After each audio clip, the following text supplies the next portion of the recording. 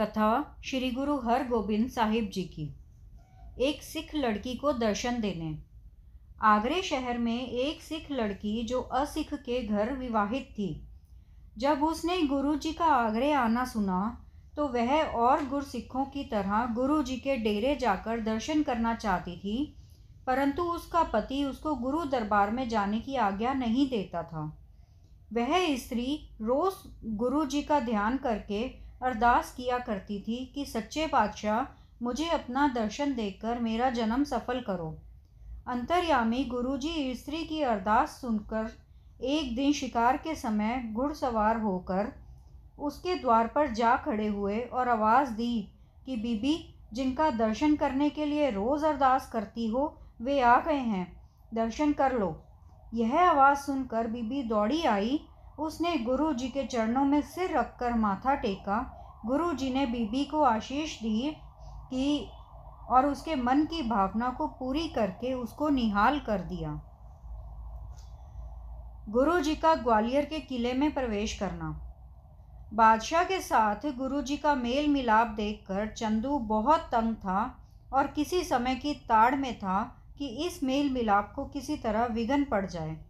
एक दिन जहांगीर को बुखार हो गया तो चंदू ने एक ज्योतिषी को बुलाकर 500 रुपये देकर सिखाया कि तुम बादशाह को कहो कि आपको घोर विपत्ति आई है, जिसका कारण बड़ा कष्ट होने की संभावना है। इसका उपाय जल्दी करना चाहिए। जब ज्योतिषी ने यह बात बताई तो उसने पूछा कि इसका क्या उपाय करना चाहिए।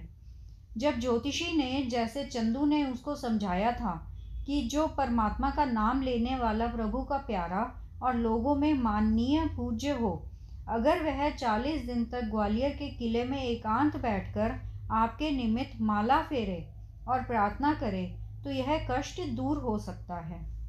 ज्योतिषी की बात सुनकर बादशाह ने अपने अहिलकारों को कहा कि इन गुणों वाले किसी आदमी को ढूंढकर जल्दी लाओ।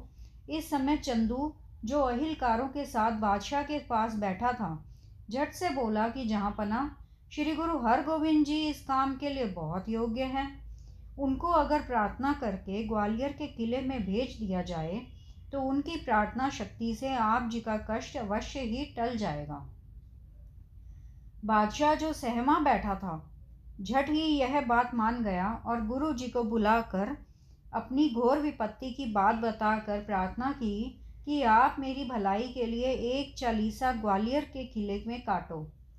गुरु जी, जो भविष्य की वार्ता को जानते थे, इस बात को स्वीकार करके अपने 5 सिखों को साथ लेकर ग्वालियर के किले में प्रवेश कर गए।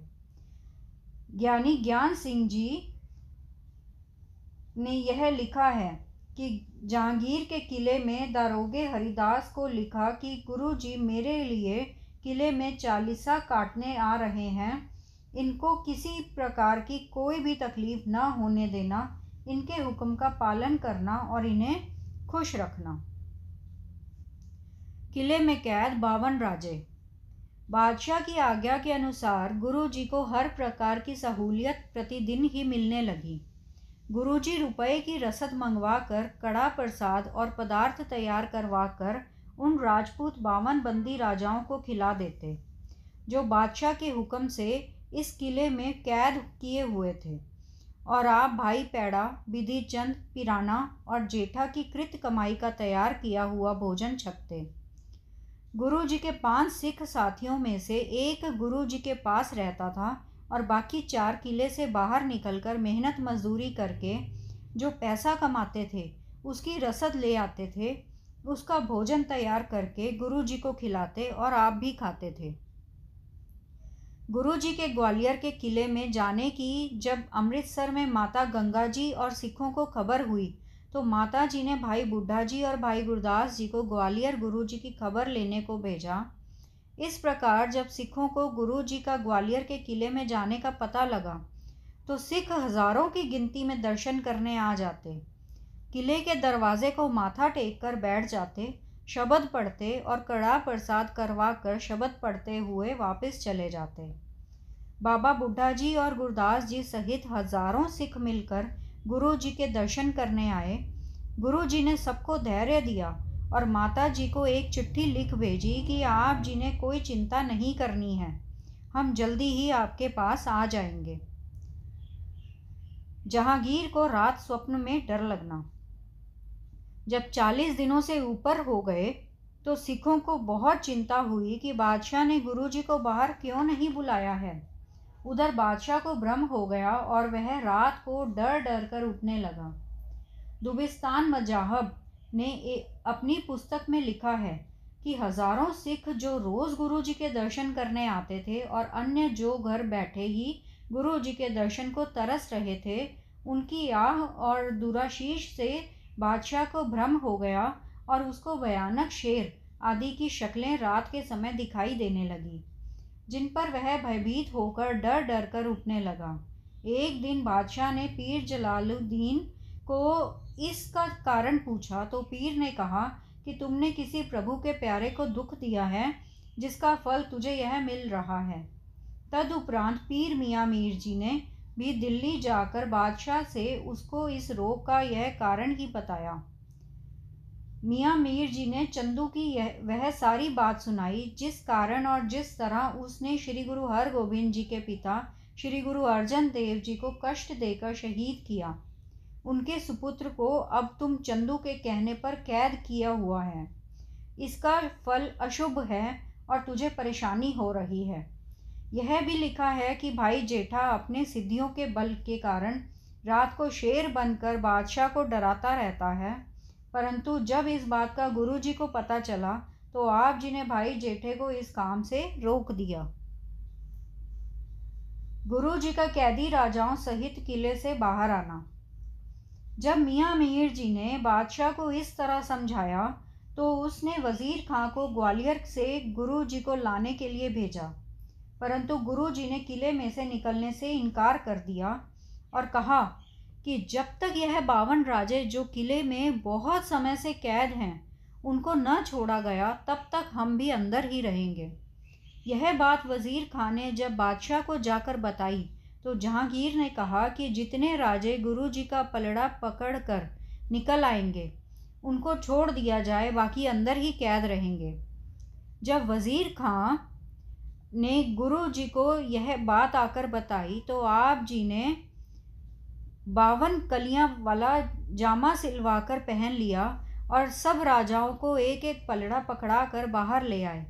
इस परोपकार के कारण गुरु जी का नाम बंदी छोड़ प्रसिद्ध हो गया। तदुपरांत गुरु जी को वजीर खां बड़े सत्कार से दिल्ली ले गया। बादशाह जहांगीर ने गुरु जी से माफ़ी मांगी और योग्य भेंट देकर उन्हें सम्मानित भी किया। राजाओं ने जहांगीर का धन्यवाद किया और आज्ञा लेकर अपने अपने राज्यों को चले गए। चंदू को जहांगीर ने गुरु जी के हवाले करना। एक दिन जहांगीर ने गुरु जी के हाथ में कपूरों और मोतियों का एक माला देखकर कहा कि इसमें से एक मन का मुझे बख्शो, मैं इसे अपनी माला का मेरू बनाकर आपकी निशानी के तौर पर रखूँगा। गुरु जी ने कहा कि पातशाह, इससे भी सुंदर और कीमती 1080 मनकों की माला जो हमारे पिताजी के पास होती थी, वह चंदू ने उस समय उनसे ले ली थी जब आप जी ने उनको अपनी हवेली में कैद करके रखा था। वह माला आप चंदू से मंगवा लो। जहांगीर ने उसी समय अपना एक आदमी चंदू को बुलवाने के लिए भेज दिया। जब चंदू आ गया तो बादशाह ने कहा, हमें वह माला चाहिए जो तुमने गुरु अर्जन देव जी से लाहौर में ली थी। यह आज्ञा सुनकर चंदू ने कहा कि जहाँपना, मैंने कोई माला गुरुजी से नहीं ली थी और ना ही मेरे पास कोई माला अब है। फिर गुरुजी के कहने पर ही बादशाह ने उसके घर अपने आदमी भेजकर तलाशी ली तो माला निकल आई। चंदू ने इस झूठ के कारण जहांगीर को बहुत क्रोध आया और उसने गुरुजी को कहा कि यह आपका अपराधी है जिसने आपके निर्दोष पिता को घोर कष्ट देकर शहीद किया है। इसको पकड़ो, जो जी में आए वह सज़ा दे दो। बादशाह की आज्ञा सुनकर भाई जेठा आदि सिखों ने चंदू को पकड़कर उसके हाथ और पैर बांधकर अपने डेरे मजनू के टीले ले आए। तदुपरांत बादशाह ने चंदू के पुत्र और स्त्री को भी पकड़कर गुरु जी के पास मजनू टीले भेज दिया कि इनको भी चंदू के साथ ही मनेच्छित सज़ा दी जाए। परंतु गुरु जी ने कहा कि इनका कोई दोष नहीं है, इनको छोड़ दो। अतः वह दोनों माँ बेटा गुरु जी की महिमा करते हुए घर को चले गए।